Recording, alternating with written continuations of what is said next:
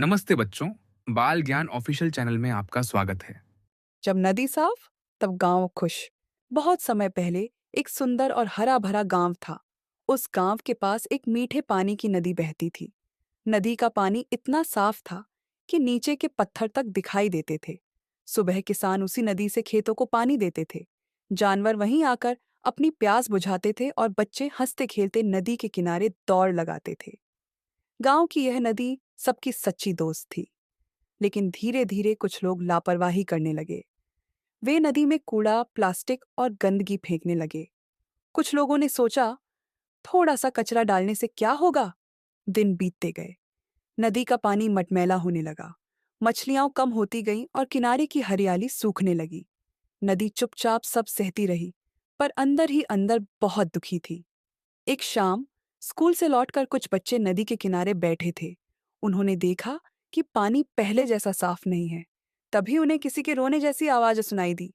बच्चे डर गए, लेकिन फिर ध्यान से सुना। वह नदी की आवाज थी। नदी बोली, प्यारे बच्चों, मैं तुम्हारी दोस्त हूँ।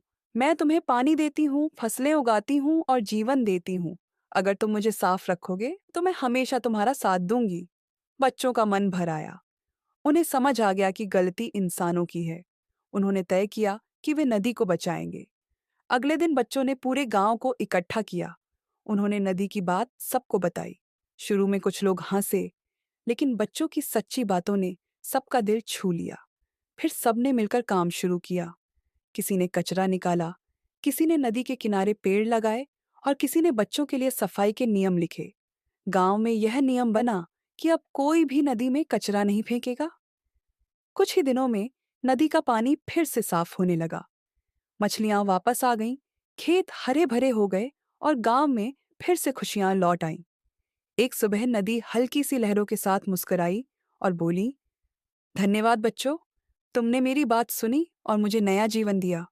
बच्चे खुश होकर ताली बजाने लगे। अब वे जानते थे कि प्रकृति हमारी दोस्त है और दोस्त का ख्याल रखना हमारा फर्ज है। सीख, मॉरल, अगर हम प्रकृति की रक्षा करेंगे तो प्रकृति हमेशा हमारी रक्षा करेगी। अगर कहानी पसंद आई हो तो लाइक और शेयर जरूर करें और बाल ज्ञान ऑफिशियल को